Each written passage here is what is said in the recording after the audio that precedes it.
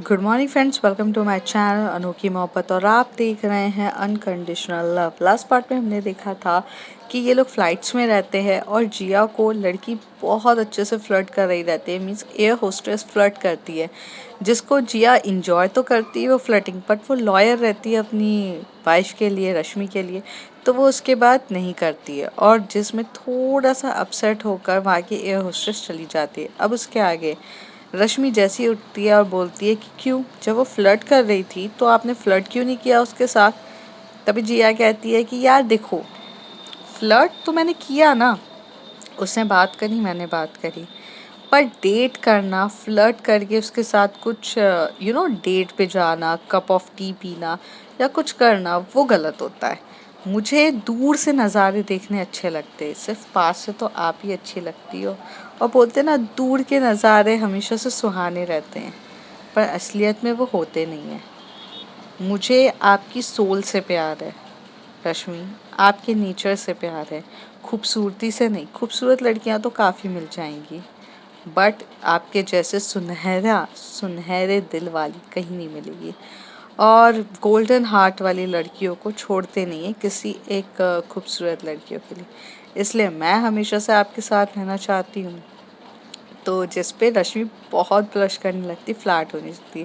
थोड़ी देर के बाद जो लाइट्स ऑफ हो जाती है पूरे तरीके से, मीन्स फ्लाइट की लाइट्स ऑफ हो जाती है, जिसमें जो जिया रहती है वो फोरहेड पे किस करती है, पर रश्मि को उस पर इतना ज़्यादा प्यार आ रहा रहता है कि रश्मि उसे लिप किस कर रही रहती है, लिप किस करे जा रही रहती है, जो बहुत डीपली लिप किस कर रही रहती है। उससे कंट्रोल ही नहीं हो रहा रहता, क्योंकि आज जिस तरीके से उसका बिहेवियर था वो बहुत था, और ठंड के टाइम था, और ठंड के टाइम में when the two couples are close to each other, तो बॉडी हीट भी आसानी से मिलती है, तो उसे ठंड भी लग रही थी और किसेस भी बहुत क्यूटली हो रहे थे। थोड़ी देर में जो रिद्धि रहती है वो भी एकदम टर्न होती है जिया से कुछ मांगने के लिए, लाइक कि वो कुछ मांग रही रहती कि हेडफोन्स देगी क्या 2 मिनट के लिए, या कुछ जैसी मांगने के लिए वो टर्न होती है, तब वो देखती है कि वो दोनों एक दूसरे के साथ मोमेंट्स बिताने में बिजी हैं, और उनके जो आसपास वाले रह चुके रहते वो सो चुके रहते। कनाडा पहुंचने में भी टाइम लगता है, दैट वाज नॉट लाइक 5 और 6 आवर्स जर्नी, करीब 1 डे तो आराम से लग ही जाता है। That was around 15 to 16 17 hours लगते हैं।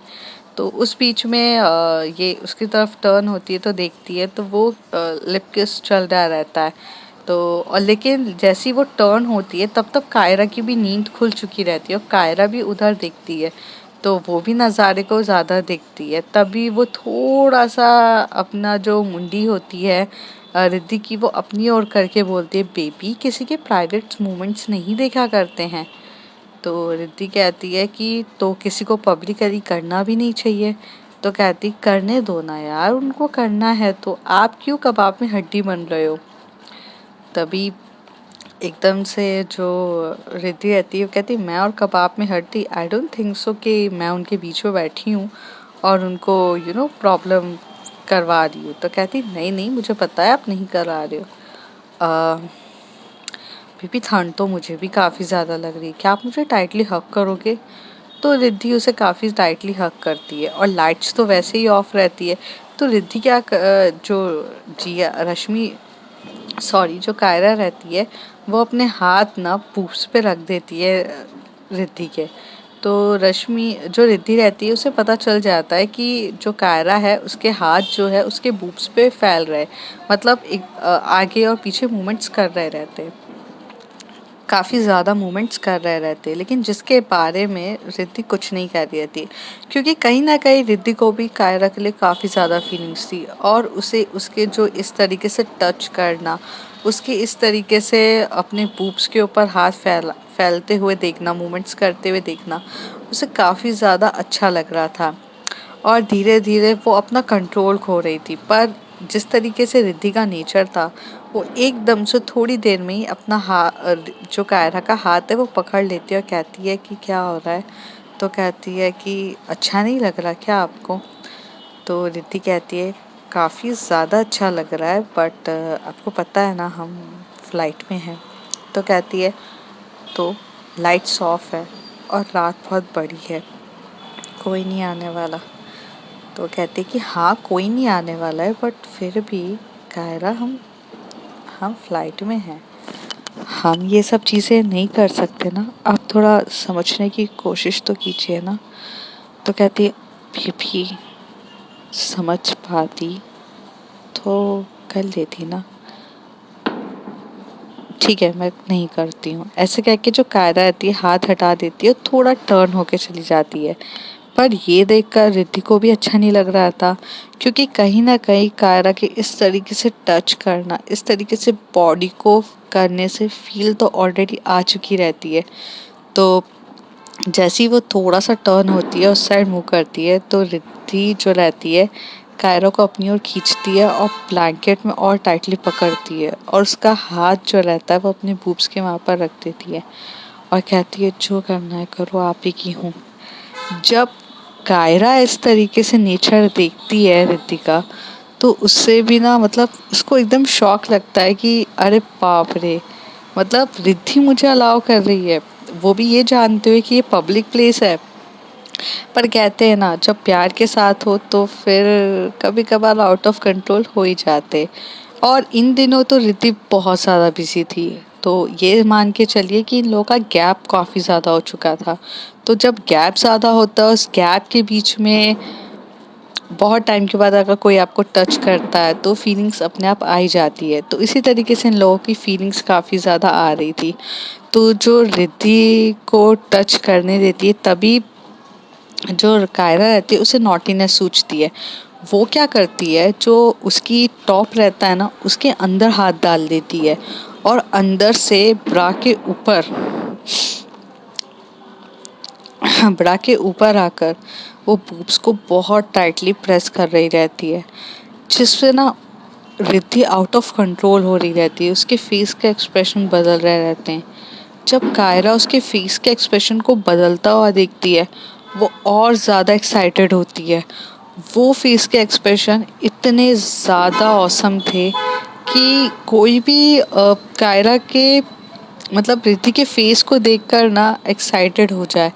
पर ये था कि जो कायरा थी वो भी अडल्ट थी, ऐसा तो था नहीं कि बच्ची नहीं थी, उसे पता था कि कितने मोमेंट्स तक कब तक करना है। वो जब फेस के एक्सप्रेशन देखने लग गई थी, और वो देखते देखते ना जब जो रिद्धि है वो पूरा अपना कंट्रोल लूज कर देती है, तभी जो कायरा है वो एकदम से उसके बूब्स को पिंच कर देती है।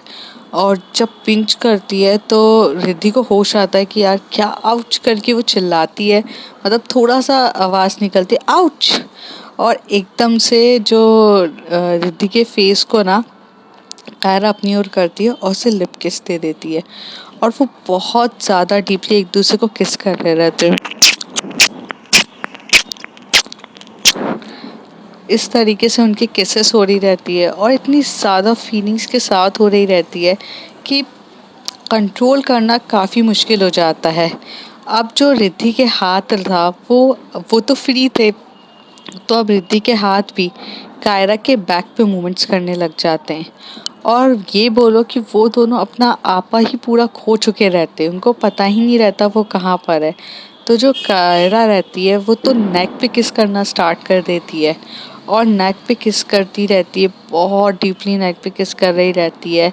इन लोगों की लिप किसेस चल रही रहती है, जो अपर पार्ट्स की जो नेवल होता है वहाँ पर भी कायरा बहुत ज़्यादा टच कर रही रहती है रिद्धि को। एक अलग से मोमेंट्स फील हो रहा रहता है, थोड़ी देर तक तो उन लोगों का इतना आउट ऑफ कंट्रोल हो जाता है कि जो कायरा का हाथ है वो रिद्धि के लोअर पार्ट पे चला जाता है, और वो वहाँ पे भी टच करके करने लग जाती है। तभी रिद्धि को याद आता है कि वो फ्लाइट में है और यहाँ ये सब चीज़ें करना सही नहीं है, तो वो उसका हाथ को रोक कर बोलती है बेबी यहाँ नहीं, बेबी प्लीज़ कंट्रोल। तो वो कहती है कि आपको देख के नहीं हो रहा है कंट्रोल, तो कहती है कि हाँ बेबी लेकिन हम फ्लाइट में हैं, तो हम नहीं कर सकते यहाँ पर कुछ। तो वो कहती है कि ओ बेबी प्लीज़ यार। तो वो कहती है नहीं नहीं सॉरी इट्स कांट बी। तो पर जो रिद्धि रहती है वो भी मजबूर हो जाती है क्योंकि फ्लाइट पे रहते कुछ कर नहीं सकते और फीलिंग्स तो दोनों की इतनी ज़्यादा हाई चल रही रहती है, तो बस उन्हें अभी तो क्या किस से ही काम चलाना पड़ेगा। तो दोनों फिर एक दूसरे को किस करने लगते हैं। अब यहाँ पर जो बूब्स प्रेस कर रही रहती है रिद्धि के, तभी तबा रिद्धि भी कायरा के बूब्स प्रेस करने लग जाती है और ये दोनों लगभग एक दूसरे के ऊपर आ चुके रहते हैं और मोमेंट्स को फील कर रहे थे। जो एयर होस्टेस रहती है वो आगे वहां पर जाके बैठी रहती है और लाइट्स ऑफ होने के चक्कर में दूसरी तरफ जो रश्मि रहती है वो तो और पागल रहती है। रश्मि तो इतना ज़्यादा आज उसको इतना ज़्यादा प्यार आ रहा रहता है कि वो बहुत किस करते करते लिप पे बाइट कर रही रहती है और उसकी बॉडी को टच कर रही रहती है। तभी जिया कहती है करना है क्या। तो रिद्धि कहती है रश्मि कहती है कि हाँ करना है पर बेबी फ्लाइट है कहाँ से करेंगे। तो कहती वॉशरूम नाम की भी कोई चीज़ होती है बेबी, चले क्या। तो कहती I you sure we can do on a washroom. तो कहती है yes baby we can do on a washroom, यहाँ पीछे वाला चलते हैं कोई भी नहीं है। तो कहती है आर यू श्योर। तो रात का टाइम रहता है, लाइट्स ऑफ रहती है, थोड़ी सी डिम लाइट ऑन रहती है। ये दोनों उठते हैं अपनी सीट से, अपना सीट बेल्ट हटाते हैं, दोनों जाकर दोनों जाकर वॉशरूम में बैठ जाते हैं। जो कायरा रहती है वो तो बहुत सॉरी जो जिया रहती है वो तो बहुत ज़्यादा पागल रहती है।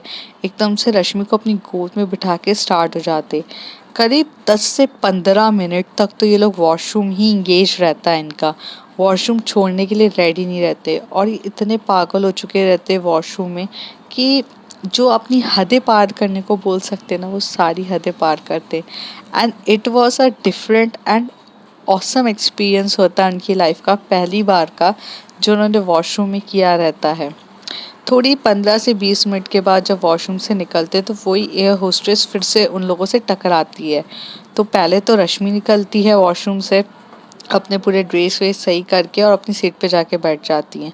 तो एयर होस्टेस को लगता है कि वॉशरूम खाली है, तो वो जैसे ही एकदम से धक्का देती है तो वहाँ पर जिया बैठी रहती है। तो वो बोलती है oh I am really sorry, I just don't know, I just thought कि your fiance just left from the washroom, तो मुझे लगा वॉशरूम में कोई नहीं है।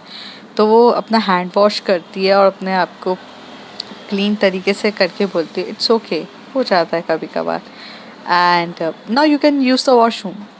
तो वो ऐसे करके चली जाती है। जो वहाँ की एयर होस्टेस रहती है वो देखती रह जाती है क्या था, मतलब they are intimating in the washroom, I mean what was that.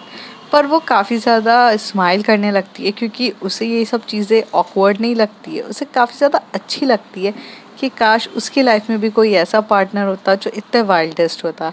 जैसे ये लोग चले जाते फिर लाइट बंद हो जाती। यहाँ पर जो दूसरी तरफ जो रिद्धि रहती है, कायरा रहते हैं, ये लोग अपने मोमेंट्स को बिताकर एक दूसरे को हक करके सो चुके रहते हैं। यहाँ पर तो रिद्धि ये लोग जब सो चुके रहते हैं तो दूसरी तरफ जो जिया और रश्मि आते हैं। जिया कहती है कि मज़ा आया। तो कहती है बहुत ज़्यादा, आफ्टर अ लॉन्ग टाइम हमने किया है ना। तो कहती है किया तो लॉन्ग टाइम पर है बट मज़ा उसके लिए नहीं आया, मज़ा ये आया कि हमने फ़्लाइट के वॉशरूम में किया है, that was totally different experience. तो कहती है कि yes this is, but life में यही चीज़ें तो बाद में याद आएंगी। कभी कभार जैसा हम सोचते हैं वैसा नहीं होता ना, हमें हर चीज़ अलग अलग तरीके से और अलग फंडे से करना चाहिए, उसका मज़ा ही कुछ और रहता है। और हर चीज़ अलग तरीके से करेंगे तो मज़ा आएगा। ये लोग भी अपनी बातें ख़त्म करके थोड़ा एक दूसरे को हक करके सो जाते। फ्लाइट्स का लैंड होने का टाइम आ जाता है जहाँ पर उनको अनाउंसमेंट होता है कि प्लीज़ वेकअप, आपको जाना है। तो फ्लाइट के लिए वेकअप होते हैं तब ये होते हैं। तो जो जिया और रश्मि रहते हैं उनके फेस पे एक अलग ही ग्लो चल रहा रहता है। तो ये रिद्धि और कायरा देखते से ही बोलते हैं तुम लोग इतना हैप्पी हैप्पी क्यों दिख रहे हो और you know you are feeling so relaxed and energetic. तो कहती है कि हाँ वो तो है, फ्लाइट में यार इतने टाइम तक बैठे थे तो काफ़ी रिलैक्स्ड हुए ना, तो इसलिए अच्छा लग रहा है। तभी रिद्धि हंसते हुए बोलती है कि समझ सकती हूँ किस तरीके से रिलैक्स्ड हुए होंगे। तो इन मतलब रिद्धि ने सिर्फ किस देखा रहता है, इस वजह से उसे पता रहता है कि वो चल रहा रहता है, बट उनको ये नहीं पता रहता है कि उन्होंने वॉशरूम में जाके ये सब किया है। तो वो कहते तेरा क्या मतलब है, तो कहते मैंने देखा था तुम्हें किस करते हुए, तो कहती बस किस करते हुए, तो कहती कि हाँ यार किसी तो करोगे और क्या करोगे। तो वो हंसते हुए बोलते कि हाँ हाँ सिर्फ किसी तो किया था और कुछ नहीं। एंड तेरा कुछ हुआ कि नहीं, तो कहती है कि हाँ कायरना के साथ किसी हुआ था मेरा भी। ऐसे करके दोनों चले जाते हैं। फिर वहाँ से ये लोग पूरा फ्लाइट से उतरते हैं, फॉर्मेलिटीज़ पूरी करते हैं, बोर्डिंग पास से निकलते हैं, वहाँ से अपने लगेज को पिकअप करते हैं। वहाँ से एक कार आती है जहाँ पर नाम लिखा रहता है रश्मि का, और वहाँ से एक और कार आती है जिसमें लिखा रहता है रिद्धि। ये दो अलग अलग कार्स में दोनों बैठ जाते हैं। जो इनके साथ आया रहता है वो बैठता है। दोनों बैठ के एक होटल रूम्स में चले जाते हैं। और जिन ये जो नाम जो लिखा रहता है ये इंटरनेशनल पेपर कॉम्पिटिशन्स का जो रहता है वहीं के ऑर्गेनाइजर्स ने किया रहता है। क्योंकि जितने भी कॉम्पिटिटर्स हैं डिफरेंट डिफरेंट कंट्रीज से आएंगे, उन्हें एक एक ही कॉमन होटल में रुकवाया जाएगा। हाँ लेकिन अगर आपका पार्टनर या आपके साथ कोई फ्रेंड आ रहा है, उसका जो एकोमोडेशन होगा वो अलग से आपको उसका हाफ ऑफ आपको चार्ज करना पड़ेगा। लेकिन करेंगे तो वहीं पर, तो वहाँ पर ना रूम अलॉट्स रहते हैं। तो रश्मि के लिए अलग से रूम अलॉट रहते हैं। तो रूम्स जो अलॉट्स होते हैं तो वो वहाँ चले जाते हैं। तो रश्मि और जिया चले जाते हैं अपने रूम में, कायरा और रिद्धि अपने रूम में चले जाते हैं। जैसे ये दोनों जाते हैं थोड़ा आराम से रिलैक्स होते हैं। तो जो रश्मि रहती है, जिया रहते हैं, ये लोग तो बहुत शांति से देखते हैं। इन्हें होटल बहुत पसंद आती है क्योंकि बहुत प्यारा व्यू रहता है होटल के वहाँ से। नीचे स्विमिंग पूल्स रहते हैं, लोग बहुत सुंदर तरीके से नहा रहे रहते हैं। तो ये लोग जो मोमेंट्स रहते हैं वो देखते रहते हैं। पर दूसरी तरफ जो कायरा रहती है उसके अंदर तो मतलब जो अधूरा छूटा रहता है उसकी बहुत ज़्यादा तलब रहती है, वो कंट्रोल नहीं करे जा रही है। तो तभी वो रिद्धि को एकदम से बेड पे धक्का देकर बोल किस करने लग जाती है। तभी रिद्धि थोड़ा सा उसे किस होने के बाद बैक करके बोलती कि क्या हुआ है आपको, आप क्या कर रहे हो। तो कहती है बेबी आपने मुझे फ्लाइट में भी नहीं करने दिया, मैं कब से कंट्रोल करके बैठी हूँ, प्लीज़ बेबी अब नहीं हो रहा मुझसे कंट्रोल, मुझे आपके साथ करना है अभी के अभी। तो कहती है कि ओके हम कर लेंगे बट हम फ्रेश हो जाए, हम अब भी आए। तो तभी वो कहती है फ्लाइट से ही तो आए बेबी, थोड़ी ना कहीं और से ट्रैवल करके आए हैं, थोड़ी ना हमने मतलब किया है, तो अगर थोड़ा लेट भी फ्रेश हो तो चलेगा। तो कहती नहीं नहीं यार हम फ्लाइट से आए, हमें पहले फ्रेश हो जाना चाहिए। तो कहती नो पहले करेंगे। तो जो कायरा रहती है वो मानने के लिए रेडी नहीं रहती है, पर जो रिद्धि रहती है उसे फ्रेश होना रहता है। तो वो क्या करती है, जाती है अपने क्लॉथ्स, वो वॉशरूम में एकदम से घुस जाती है। और वॉशरूम में जैसे ही घुस जाती है और वहाँ पे वो अपने क्लॉथ्स रिमूव कर देती है। और तभी उसको एकदम से याद आता है कि उसने उसको सर हेड वॉश करना रहता है, अपने हेयर वॉश करने रहते हैं। तभी वो अपना जो शैम्पू है वो भूल जाती है। तो वो क्या करती है एक टॉवल से अपने आप को लपेटती है और बाहर आकर बोलती है कि कायरा प्लीज़ वो मुझे दे दो ना यार, वो शैम्पू भूल गई हूँ मैं, मेरा बैग से निकाल दो, ये वाला शैम्पू मैं यूज़ नहीं करती हूँ, प्लीज़ आप बैग से निकाल दो। तो रिद्धि बोल तभी कायरा बोलती है कि हाँ हाँ मैं निकालती हूँ एक मिनट। और वो जाती है और निकालती है। जैसे ही वो शैम्पू देने वाली रहती है वो रिद्धि को अपने ओर खींचती है और खींचकर बोलती है कि क्या क्या, अभी नहीं अभी नहीं, अब तो आपको इस नज़ारे में देखकर मुझसे कंट्रोल नहीं होगा। तो कहती है नहीं बेबी यार प्लीज़ समझो यार, मेरे को प्लीज़ बात कर लेने दो, मैं फ्रेश हो जाऊंगी उसके बाद पक्का। तो कहती है कि बेबी ऐसे भी बहुत ज़्यादा ठंड है, आपको ठंड नहीं लग रही है। तो कहती है कि रूम पर हीटर चल रहा है बेबी, अभी ठंड कैसे लगेगी। तो कहती है कि हाँ बट आप तो बहुत कम कपड़ों पर हो, या ये कहूँ सिर्फ और सिर्फ टॉवल पर हो। तो कहती है हाँ बेबी मैं सिर्फ टॉवल पर हूँ, पर मुझे अभी जाने दो, मुझे नहाना है। तो कहती नहीं नहीं नहीं बाद में नहाएंगे। और वो बहुत टाइटली खींचती है और कायरा इतने टाइटली खींच के ना रिद्धि को बेड पे गिरा देती है।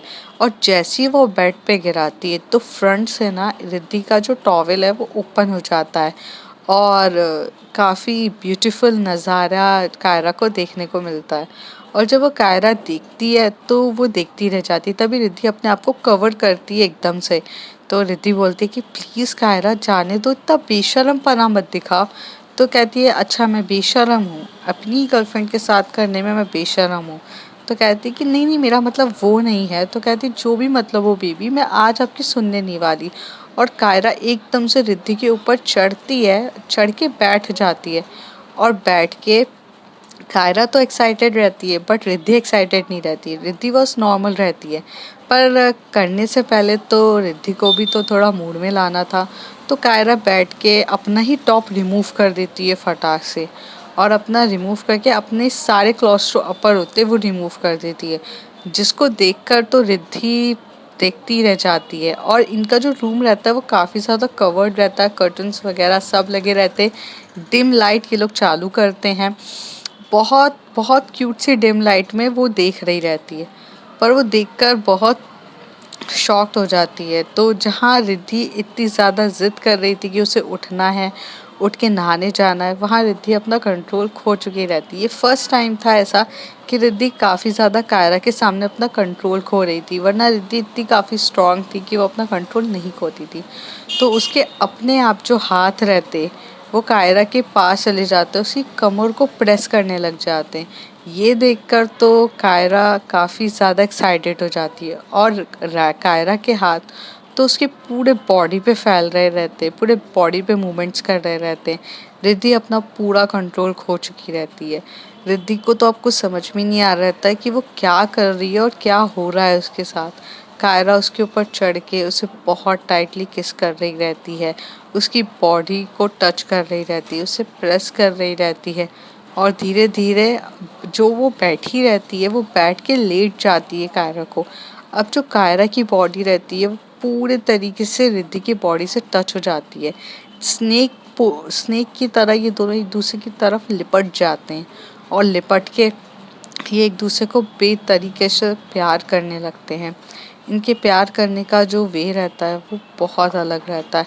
दोनों अपनी हदें भूल जाते हैं, एक दो दूसरे कहते हैं। जो कायरा ने अभी तक सिर्फ अपर क्लॉथ्स को रिमूव किया था, वो अपने लोअर जो क्लॉथ्स रहते हैं वो भी रिमूव कर चुके रहते हैं। अब ये दोनों एक दूसरे से इतने करीब तरीके से लिपटे रहते हैं कि एक हवा भी पास ना हो, और दोनों एक दूसरे को काफ़ी ज़्यादा टच करे जा रहे रहते हैं। एक दूसरे की बॉडी दूसरे की बॉडी को रब कर रही रहती है, और ये दोनों मूवमेंट्स को फील कर रहे रहते हैं।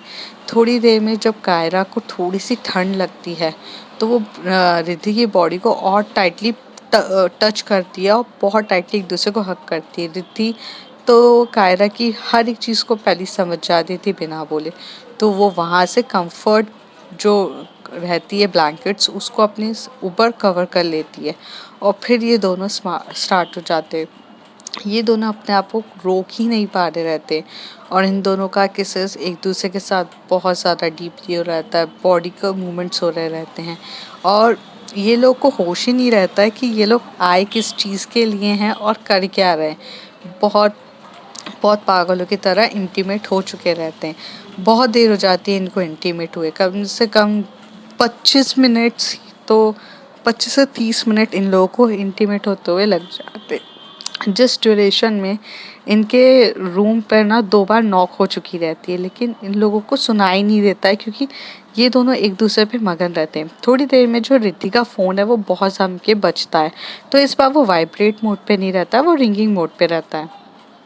रिद्धि अपना कायरा को थोड़ा सा बोलती, बीबी एक सेकंड ना फ़ोन बज रहा है। तो कहती छोड़ो ना आप बीबी बाद में। तो कहती बीबी देखने दो, हम फॉरेन में हैं, अगर हो सकता है जिया और रश्मि का हुआ तो कुछ इम्पोर्टेंट होगा, तो 1 मिनट देखने दो। तो वो कहती है ठीक है। तो वो अपना हाथ वहाँ से करती है, तो ऑफ कोर्स वो रश्मि का फ़ोन रहता है। रश्मि एकदम से बोलती कहाँ है यार तू, तेरे डोर पे 4 बार वहाँ का बंदा नॉक करके गया है, तू उठना है कि नहीं तुझे, फ़ोन क्यों नहीं पिकअप कर रही है और दरवाज़ा क्यों नहीं खोला। तो कहती है सॉरी मैं थोड़ा बिजी थी, क्या क्यों क्या हो गया।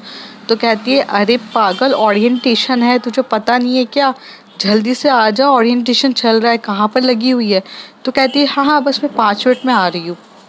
तो रिद्धि जो है वो एकदम से कायरा को साइड करके बोलती है, बेबी ओरिएंटेशन है, मुझे जाना है। तो कहती है, ओह सॉरी, मतलब मुझे नहीं पता था ओरिएंटेशन होगा अभी। तो कहती है कि पर मुझे तो पता था कि ओरिएंटेशन होगा अभी और मैं भूल गई हूँ। बेबी क्या आप मेरे क्लॉथ्स निकाल दोगे जल्दी से, मैं 2 मिनट में बात करके आती हूँ। तो कहती है हेयर वॉश, कहती बाद में कर लेंगे।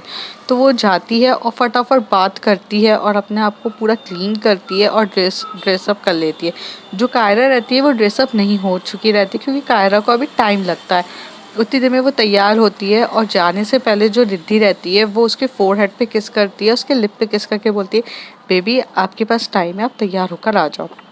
तो जो कायरा है, जो रिद्धि है, वो भागते हुए ओरिएंटेशन के लिए नीचे चली जाती है। जैसे ही वो नीचे जाती है तो उसे जिया मिलती है। तो जिया कहते, कहाँ लेट हो गई थी तू, तेरे हिस्से का क्या ओरिएंटेशन मैं हैंडल कर लूँ या दे दूँ। तो कहती है, नहीं नहीं यार सॉरी। अच्छा कहाँ पर है रश्मि। तो कहती है वो खड़ी है, जा यहाँ पे एंट्री एंट्री कर और जा, और हम लोग तो साथ में आए ना, तो हम लोग यहाँ रहेंगे। तो कहती है कायरा अपने रूम पर है, उसको उसका ध्यान रख लेना, ठीक है, मैं जा रही हूँ। तो जिया बोलती है ठीक है। उतनी देर में रश्मि और ओरिएंटेशन स्टार्ट हो जाता है, तो रिद्धि आ जाते हैं। और वहाँ पर ना एक एक जोन रहता है जहाँ पर बहुत प्यार से डिवाइड किया जाता है कि हर किसी को पता चले कि कंपटीशन से कौन कौन आया रहता है। जैसे वहाँ पर एक फ्लैग, एक बोर्ड लगा रहता है जहाँ पर वहाँ इंडिया लिखा रहता है। तो इंडिया से जो रिप्रेजेंट कर रहा रहता है वो लोग वहाँ बैठेंगे। अगर साउथ अफ्रीका से जो कर रहा है वो वहाँ बैठेंगे। कोरिया से जो कर रहा है वो वहाँ बैठेगा। जो इंग्लैंड से कर रहा है वो वहाँ बैठेगा। जो चाइना से आया है वो कहीं और बैठेगा। जो डिफरेंट डिफरेंट कंट्री से आए रहते हैं वो सब बैठे रहते हैं। बहुत वो नज़ारा देखने लायक होता है कि जहाँ पर डिफरेंट डिफरेंट टाइप्स के कंट्रीज़ के लोग आकर बैठते। तो वहाँ पर ना एक जन रहता है, वो साउथ अफ्रीका का रहता है। साउथ अफ्रीका का लड़का रहता है, वो वहाँ बहुत अच्छा हैंडसम सा लड़का रहता है और बहुत ब्यूटीफुल रहता है। मीन्स लाइक दिखने में भी बिल्कुल स्टाइलिश वगैरह रहता है और गोरा भी रहता है, फेयर रहता है और बहुत अच्छा रहता है। तो उसकी नज़र एकदम से पड़ती है एकदम से पड़ती है रिद्धि की तरफ। जो रिद्धि रहती है उसने मतलब अपनी इंडिया को रिप्रेजेंट करने के लिए एक बहुत प्यारा सूट पहना रहता है। चाहती तो वो जीन्स वगैरह कुछ भी या फॉर्मल्स पहन के आ चुकी थी, लेकिन रश्मि और जिया ने एक सूट पहना रहता है जिसमें से जो रिद्धि है वो काफ़ी ज़्यादा अट्रैक्टिव दिख रही रहती है as compare to Rashmi. Rashmi attractive है, लेकिन वहाँ पर जो लड़का रहता है उसकी नज़र सिर्फ और सिर्फ रिद्धि की तरफ ही जा रही रहती है। रिद्धि का जिस तरीके का बाल करने की स्टाइल, जिस तरीके से उसका सूट पहनना, जो रश्मि का सूट रहता है वो थोड़ा सा ना मीन्स लाइक पटियाला टाइप का रहता है, पर जो रिद्धि का रहता है वो प्रॉपर टाइट सूट रहता है। कॉटन कपड़े का सूट रहता है जो एक उस पे एक अलग ही रूप दे रहा रहता है, एक अलग ही शाइनेस दे रहा रहता है, जिसका वहाँ का जो लड़का रहता है साउथ अफ्रीका का वो देख ही रहा रहता है। थोड़ी देर के बाद ओरिएंटेशन में वहाँ के जो चीफ गेस्ट रहते हैं वो आते हैं। वो आकर बताते हैं कि कैसे क्या होगा, कब से कंपटीशन स्टार्ट होने वाला है और अगर कंपटीशन स्टार्ट होने वाला है उससे पहले पहले क्या होने वाला है। वो वहाँ का जो चीफ गेस्ट रहता है वो बताता है कि सबसे पहले तो आपको डॉक्यूमेंटेशन, अपने थीसिस जो आपके हुए हैं, हार्ड कॉपीज़, वो सब आपको सबमिट करनी पड़ेगी। तो वहाँ का होता है। और जिस तरीके से थीम्स होती है कि इंटरनेशनल पेपर कॉम्पिटिशन्स में ओरिएंटेशंस जो हो रहा रहता है कंबाइन हो रहा रहता है, लेकिन उसमें भी ग्रुप हो चुके रहते हैं। कोई इकोनॉमिक्स को रिप्रेजेंट कर रहा है तो इकोनॉमिक्स कंपटीशन अलग होगा।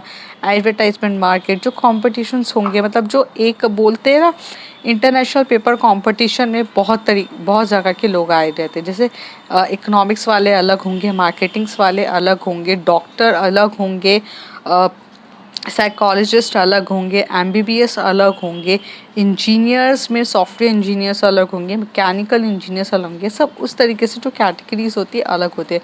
और ये जो कॉम्पिटिशन्स रहता है ये छोटा मोटा नहीं रहता, ये बहुत बड़ा रहता है और बहुत अलग तरीके से होता है। जैसे हमने सुना होगा ओलंपिक्स, ओलंपिक्स में अलग अलग गेम्स के अलग अलग चीज़ें होती हैं, वैसे यहाँ पर भी इंटरनेशनल पेपर कंपटीशन में अलग अलग फील्ड के अलग अलग कॉम्पिटिशन्स हो रहे थे।